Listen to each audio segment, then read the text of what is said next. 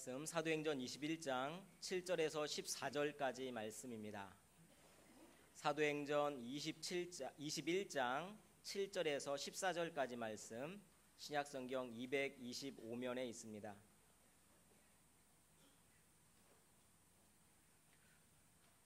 사도행전 21장 7절에서 14절까지 말씀 한 절씩 교독하시겠습니다.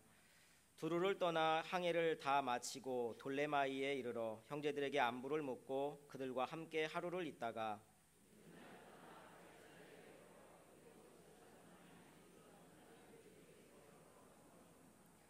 그에게 딸 넷이 있으니 처녀로 예언하는 자라.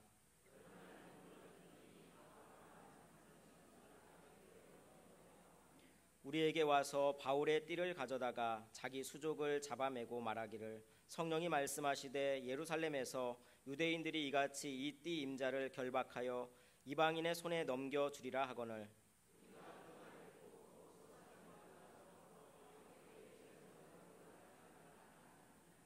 바울이 대답하되 여러분이 어찌하여 울어 내 마음을 상하게 하느냐.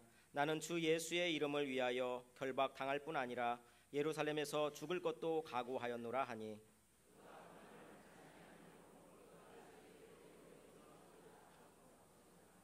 아멘. 할렐루야, 할렐루야. 오늘도 하나님 앞에 나온 여러분 모두에게 하나님의 크신 복이 임하고 여러분과 여러분 자손 만대 큰 복을 받으시기를 주님의 이름으로 축원합니다. 우리가 살면서 늘 구별해야 될 것이 있습니다. 그것이 뭐냐? 내가 하나님의 뜻을 쫓아 살아야 하느냐, 나의 뜻을 쫓아 살아야 하느냐 하는 문제입니다. 여러분, 하나님의 뜻을 쫓아 살아야 됩니까? 나의 뜻을 쫓아 살아야 됩니까? 하나님의 뜻을 쫓아 살아야 돼요. 그렇다면 나의 뜻은 전부 다 나쁜 것일까요? 그렇지는 않습니다. 나의 뜻에도 두 가지가 있습니다. 로마서 8장을 보니까 육신의 생각이 있고 영의 생각이 있어요. 내가 가진 생각 가운데 어떤 거는 육신의 생각, 어떤 거는 영의 생각, 즉 내 생각도 좋은 것도 있다는 겁니다. 갈라디아서 5장을 보니까 내 욕심 가운데에도 육체의 소욕이 있고 성령의 소욕이 있는데 내가 하고자 하는 일 가운데 어떤 거는 안 좋은 거고 어떤 건 좋은 것도 있다는 겁니다.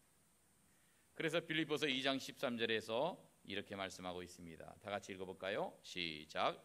너희 안에서 행하시는 이는 하나님이시니 자기의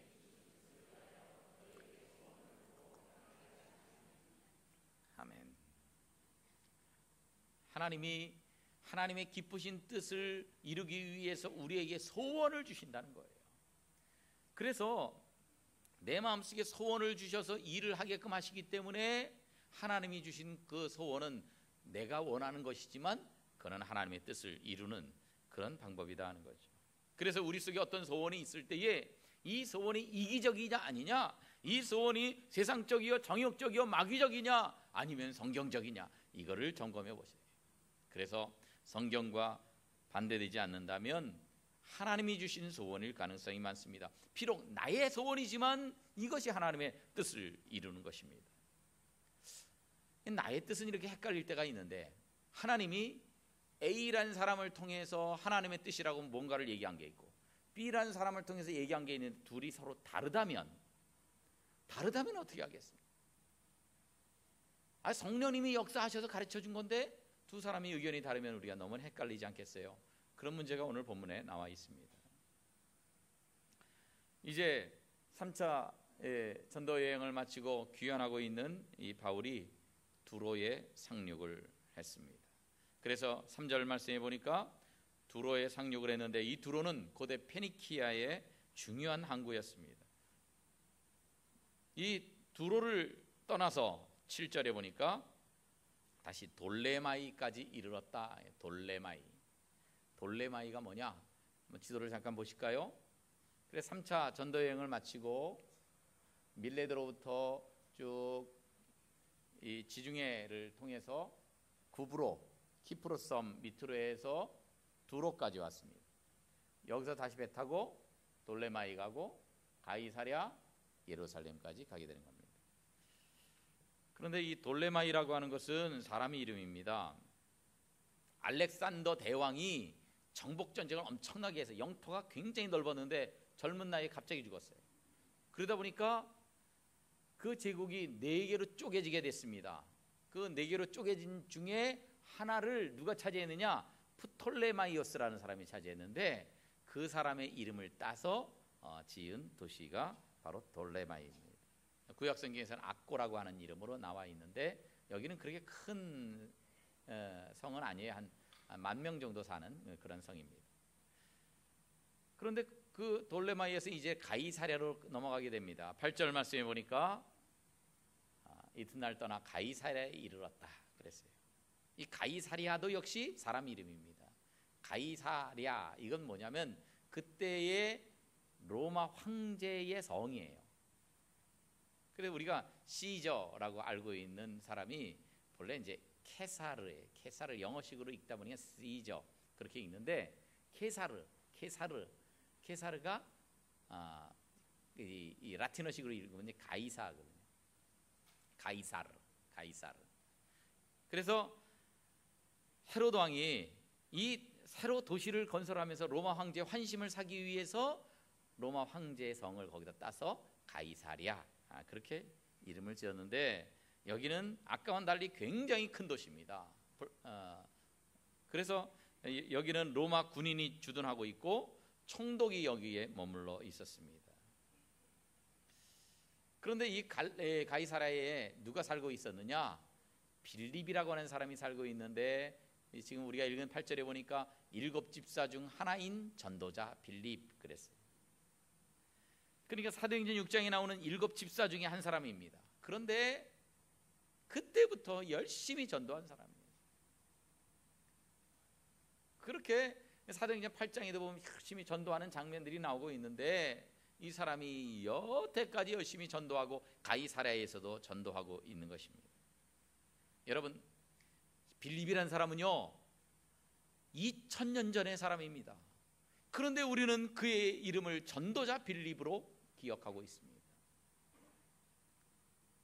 사람이 죽고 나서 한참 지나면요 그 사람의 아주 자세하고 소소한 것들 다 기억 못합니다. 가장 중요한 것만 기억을 해요. 그래가지고 이분은 영토를 많이 넓혔다 광개토대왕 이 사람은 오래 살았다 장수왕 이런 식으로 부르는 겁니다. 그러니까 그 사람의 특징만을 기억해요. 가장 큰 특징. 그런데 이 빌립이라는 사람은 뭐 다른 것도 잘했겠지만 전도를 잘했어요. 전도를 열심히 했어요. 그래서 전도자 빌립입니다. 여러분은 이 세상을 떠나시게 되면 여러분의 후손들이 여러분을 어떤 사람으로 기억하시겠습니까? 그분은 먹기를 되게 많이 먹었던 분이야 이렇게 평가하는 분도 있을 거고, 그분은 요리를 잘했던 분이야, 그분은 돈을 잘 벌었던 분이야, 여러 가지로 평가할 것입니다. 그러나 여러분, 최소한 우리의 자녀들이, 우리의 후손들이 우리를 기억할 때에 정말 그분은 죽어가는 영혼들을 구원하고 그 영혼들을 천국으로 보내기 위해서 열심히 복음을 전했던 위대한 전도자였다, 그렇게 우리를 평가해야 되지 않겠습니까? 전도자라는 이름이 가장 복된 이름입니다. 천국에서 상이 큰 이름입니다. 우리도 전도자의 이름을 남겨야 하지 않겠습니까? 이번 한사랑 초청잔치에 귀한 영혼들을 초청하십시다.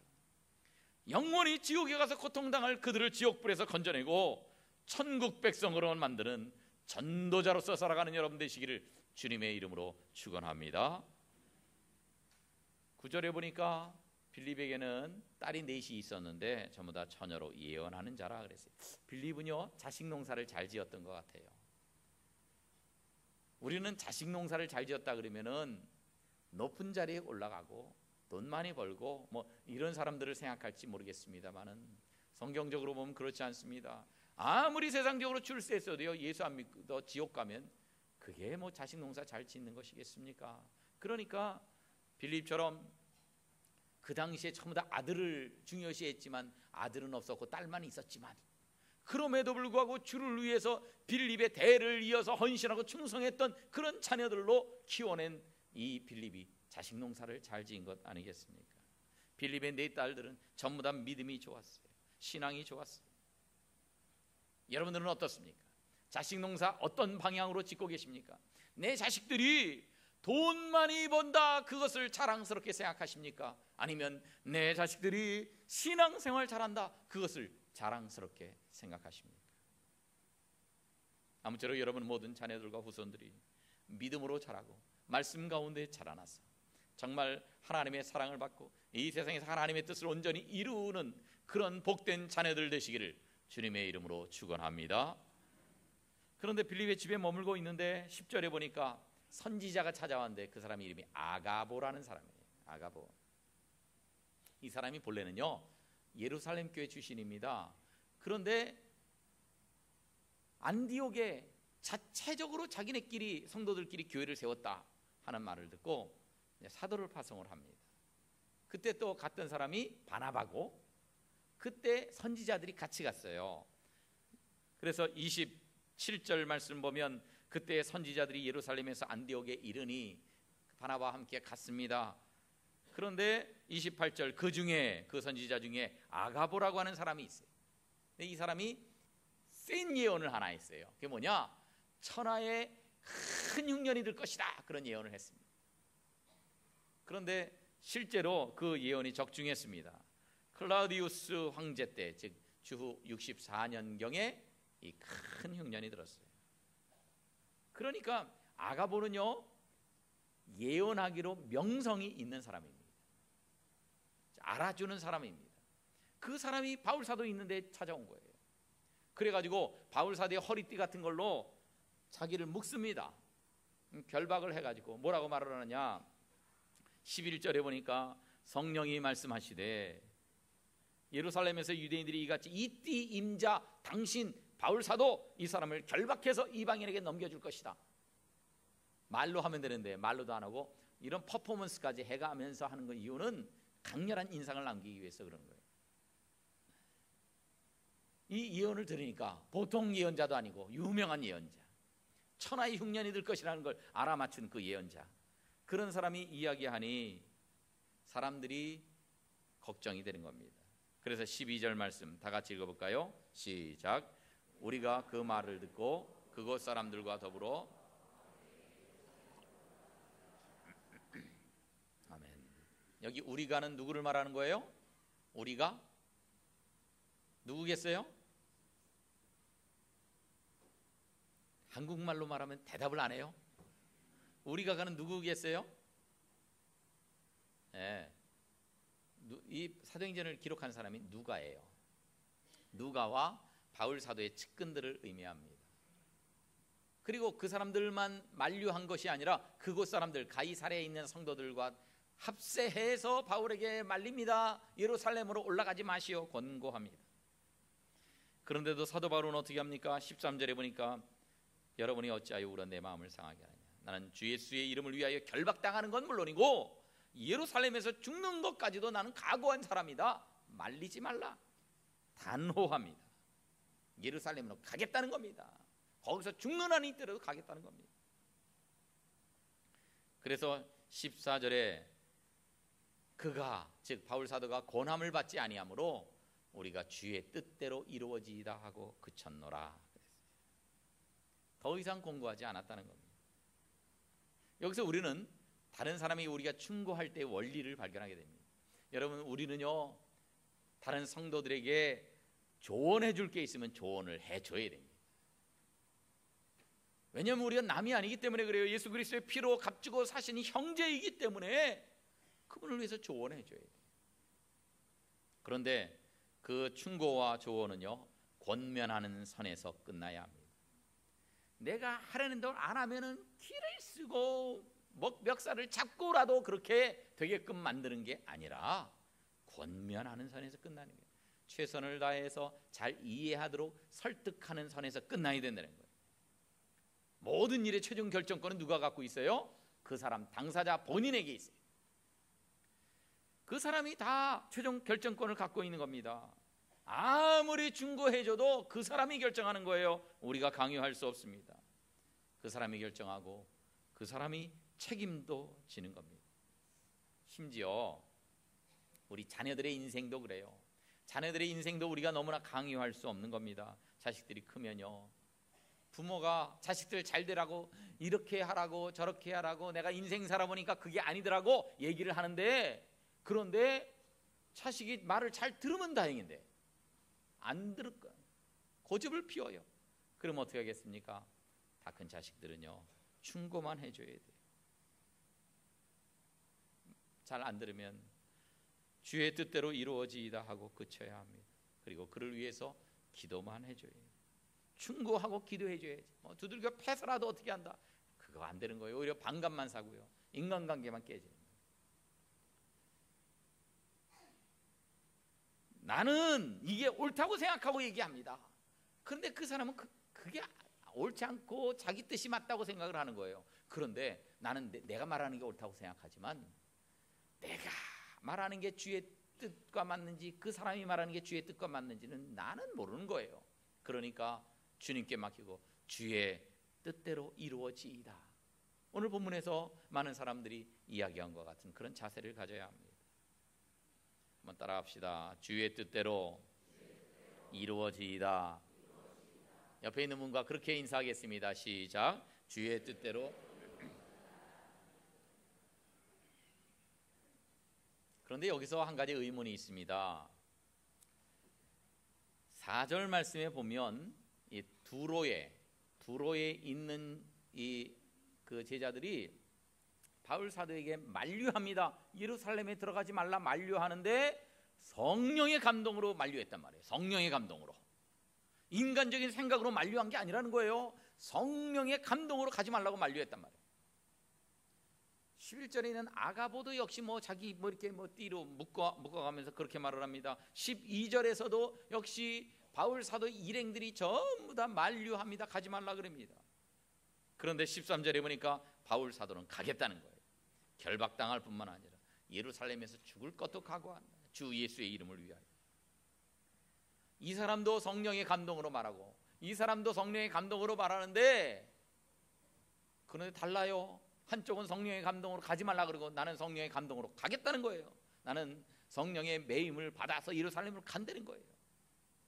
왜 다릅니까? 그러면 이렇게 다르면 한 성령이 말씀하셨는데 왜 이렇게 다를 수가 있냐? 그리고 누가 옳고 누가 틀린 걸까요? 누가 틀린 걸까요? 누가 틀린 걸까요?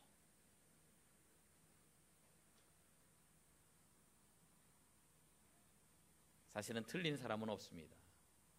왜냐하면 하나님의 뜻에는 두 가지가 있어요. 첫째는 일반적인 뜻이 있고 두 번째는 나를 향한 특수한 뜻이 있습니다.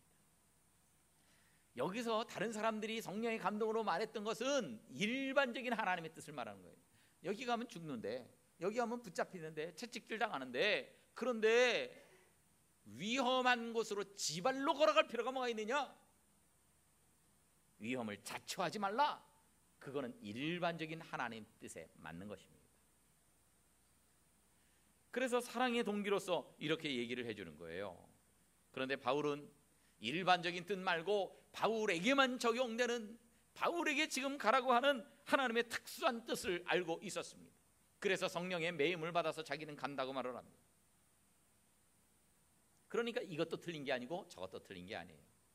그런데 이런저런 여러 가지 기도하는 사람들, 믿음의 사람들, 지혜로운 사람들이 성령의 감동을 받아서 말하는 것들이 다를 때에 그때 우리는 어느 쪽을 선택해야 되겠습니까? 어느 쪽이 정말 나에게 딱 맞는 그런 하나님의 뜻일까요? 여러 가지 방법이 있겠지만 쉽게 보면 대부분 말이에요. 고난을 피하는 거, 편안한 생활을 하려는 거, 이거는 하나님의 뜻과 일치하지 않을 가능성이 높습니다. 사도 바울은 어려움이 있다는 것을 알면서도 예루살렘으로 갑니다. 이게 하나님의 뜻임을 알았어요. 예수님이요, 한 번은 가이사랴 빌립보에서 처음으로 말씀하십니다. 마태복음 16장에 보니까. 그전에는 이 예수님이 고난과 십자가를 얘기 안 하셨어요. 그런데 처음으로 말씀하십니다. 인자가 많은 고난을 받고 죽임을 당하고 제3일에 살아날 것이다. 그랬더니 22절에서 베드로가 뭐라 그럽니까? 예수님에게 항변하면서 주여 그리 마옵소서, 이 일이, 저 십자가 죽음이 결코 죽게 미치지 아니하리. 이건 나쁜 뜻은 아니에요. 자기 존경하는 스승 보호하려고 하는 얘기예요. 그럼에도 불구하고 예수님이 23절에서 뭐라고 말씀하십니까? 사탄아 내 뒤로 물러가라. 너는 나를 넘어지게 하는 자로다. 하나님의 원하시는 뜻이 고난의 길이고 하나님이 원하시는 것이 이 십자가를 지는 것인데, 그런데 왜 십자가를 못 지게 하느냐? 내가 하나님의 일을 생각하지 않고 도리어 사람의 일을 생각하는도다. 하나님의 뜻은 십자가를 지는 것인데 사람의 뜻은 십자가를 지지 않는 것입니다. 우리도 마찬가지일지 몰라요. 우리에게도 고난의 길이 있고 평탄한 길이 있습니다. 두 갈래 길 앞에서 우리는 어떤 길을 선택하고 싶습니까? 그런데요, 우리 편안한 길을 선택하는 것이 인지상정인데, 그런데 이 고난의 길이 나를 향한 하나님의 뜻일 가능성이 많이 있다는 겁니다. 그래서 지금 십자가를 지고 있는 분들 계십니까? 고난을 겪고 있는 분들 계십니까? 오히려 고난을 감사하십시오. 예수님의 십자가 고난과 역경이 있었기에 예수님에게 부활의 영광이 있는 것입니다. 우리의 고난에도 반드시 하나님의 뜻이 있어요. 이 고난 이후에 부활의 영광과 같은 큰 영광이 준비되어 있습니다. 그래서 눈앞에 보이는 이 어려운 길, 이거 가면 안 되겠다, 회피하면 우리에게 영광이 없어요. 역경을 피해만 다니는 사람은요, 주님 앞에 섰을 때 부끄러움을 당할 수밖에 없습니다. 역경을 피하지 마십시오. 나의 사명의 길이라면 기뻐하며 그 길을 가십시오. 오늘 13절 말씀을 보니까 바울 사도가 나는 결박당하는 것 말고 예루살렘에서 죽을 것까지도 각오했다, 그렇게 말합니다. 예루살렘에서 죽을 것 각오했는데 실제 예루살렘에서 체포는 당했지만 죽었어요, 안 죽었어요? 예루살렘에서 안 죽었어요. 그렇습니다. 죽고자 하는 자는 살 것입니다. 요한복음 12장에 보니까 예수님이 그렇게 말씀하십니다. 이 말씀은 간단히 말하면 죽고자 하는 자, 살고자 하는 자는 죽을 것이고 죽고자 하는 자는 살 것이다, 그런 뜻이에요. 여러분, 우리가 죽고자 하면 오히려 살게 됩니다. 어떤 경찰관이 있었습니다. 비교적 젊습니다.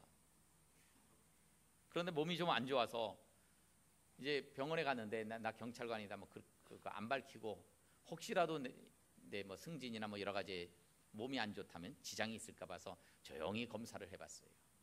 그랬더니 놀라운 병명이 나왔습니다. 췌장암 말기라는 거예요. 여러분, 췌장이라는 게요, 여러 장기가 덮여 있기 때문에 잘 보이지도 않고, 그래서 이거 병 진단이 빨리 초기에 나오지도 않아요. 잘 발견을 못해요.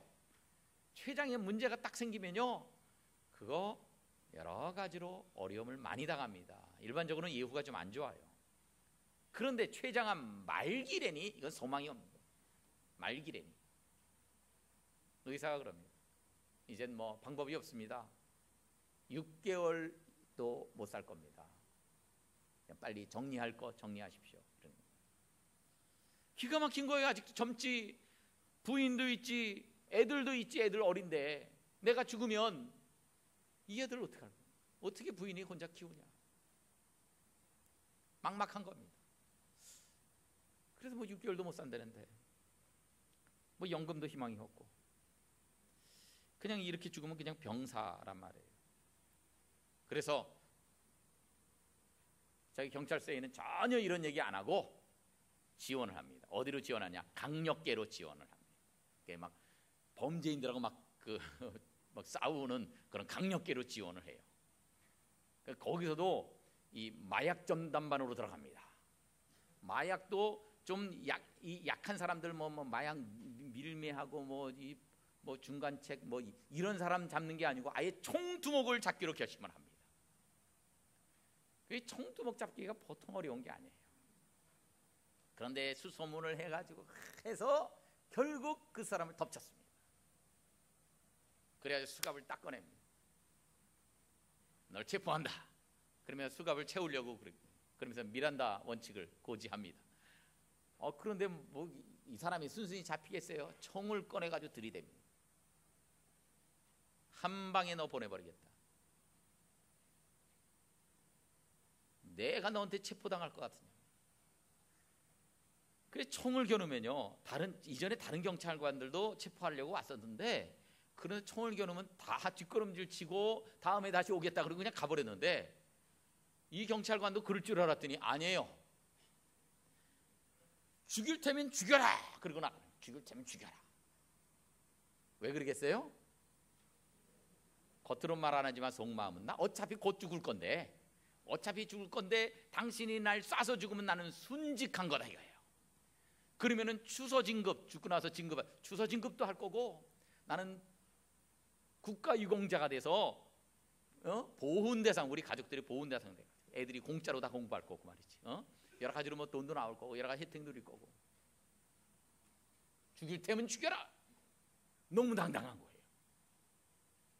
근데 이 조직폭력배도 앵간하면 경찰을 안 죽이려고 그래요. 왜냐하면 조직폭력배라고 하면 경찰이 파악 못하고 있는 게 아니라 대충 다 알거든요. 특별한 뭐 범죄 안 저지르면 그냥 그만두고, 큰 문제 안 일으키면 그냥 두는 경향도 꽤 있는데, 동력 경찰을 죽이면요, 모든 경찰력을 동원해서 그냥 꼭 그 일망타진을 시켜버리거든요. 그러니까 앵간하면 안 죽이고 그냥 돌려보내려고, 야, 너 내 마음 편하기 전에 빨리 가. 안 그러면 죽여버립니다. 그랬더니 나는 안 간다. 죽일 테면 죽여라. 난 널 체포하겠다는 거야. 그러면 한 방에 죽는다. 그래, 그 쏴라, 쏴. 근데 머뭇거리고 못 쏘는 거예요. 그랬더니 아유, 제발 좀 쏴주시오. 제발, 자 여기다 좀 쏴주시오. 나 방탄조끼도 안 입었어. 여기다 쏴줘. 부탁하는 거, 제발, 내 평생 소원이니까 좀 쏴달라고. 그러니 이 기에 눌리는 거예요, 두목이. 죽음을 이렇게 두려워하지 않는 사람은 처음 보는 거예요. 여러분, 세상에 죽음을 두려워하지 않는 사람보다 무서운 사람이 어디 있어요? 그래가지고 총을 못 쏘고 결국 수갑을 채여가지고, 그래서 어떤 경찰도 이 두목을 검거를 못했는데 최장암 말기 경찰이 이 사람을 체포를 한 겁니다. 훈장을 받습니다. 특진을 합니다. 그러면 뭐 하겠어요? 국가유공자가 안 됐는데 죽지를 않아가지고 어차피 곧 죽을 건데. 그래서 실망을 했는데, 그거 좀 이렇게 좀 순직을 하려고 여기 강력계에 들어가서 이렇게 했는데, 세상에 이제 이 두목도 총을 안 쏘고 결국 자기는 살았어요. 죽고자 하는 자는 산다는 거죠. 근데 6개월 지나도 안 죽는 겁니다. 이상해서 병원에 가서 알아봤더니 그때 조직검사한 샘플이 바뀌어가지고 자기는 멀쩡한데 그냥 소화불량만 조금 있었는데 아무 암병도 없었는데 딴 사람은 바뀌어가지고 오진을 했다는 거. 여러분, 누구든지 죽고자 하는 자는 살게 되어 있습니다. 우리도 마찬가지입니다. 우리도 이 시한부 인생의 이 경찰관처럼 우리도 다 시한부 인생을 살고 있지 않습니까? 언제고 죽지 않을 사람이 어디 있습니까? 우리도 언젠간 다 죽을 시한부 인생을 살아가고 있는데, 그런데 우리는 죽고 난 이후에 순교자가 받을 수 있는 큰 상이 있지 않습니까? 죽음을 두려워하는 사람은 그러한 상을 받을 수가 없습니다. 죽음을 두려워하기 때문에 사람들이 비굴해집니다. 죽음을 두려워하기 때문에 타협합니다. 죽음을 두려워하기 때문에 마귀 앞에서 무릎을 꿇는 겁니다. 그런데 죽음을 두려워하지 않으면요, 마귀가 우리를 어떻게 못해요? 세상이 우리를 어떻게 못합니다. 그래서 히브리서 11장에서 뭐라고 말합니까? 이런 사람들을 가리켜서 세상이 감당치 못할 사람이라고 부르고 있지 않습니까? 사랑하는 성도 여러분, 우리의 사명의 길이라면 비록 고난의 길일지라도, 가시밭길일지라도 그 길을 두려워하지 마십시다. 때로는 우리가 죽는 것도 무서워하지 마십시다. 죽음을 두려워하지 않으면 오히려 죽지 않고 살게 될 것이고, 죽음을 두려워하지 않는 사람이 하나님의 뜻을 이루며 살 수가 있을 것입니다. 내게 결박이 다가오고 죽음이 다가온다 할지라도 하나님의 뜻이면, 그것이 내 사명의 길이면 기쁘게 선택하는 삶을 살아가십시오. 그래야 내 인생을 통해서 하나님의 나라가 이루어지고 내 인생을 통해서 하나님이 기뻐하시는 뜻들이 이루어집니다. 그래야 나는 이 세상에 가서 밥만 먹고 이 밥만 축내다가 끝나는 인생이 아니라 하나님께서 기뻐하시는 그런 삶을 살고 천국의 상급을 쌓아두며 살아갈 수가 있는 것입니다. 아무쪼록 우리가 살아갈 때에도 남은 여생 이렇게 살았어. 죽음을 두려워하지 않고 내 사명의 길을 바르게 걸어가서 하나님께서 오히려 죽는 것이 아니라 우리를 살려주시고 하나님께서 큰 상을 베풀어 주시는 귀한 삶을 살아가시기를 주님의 이름으로 축원합니다.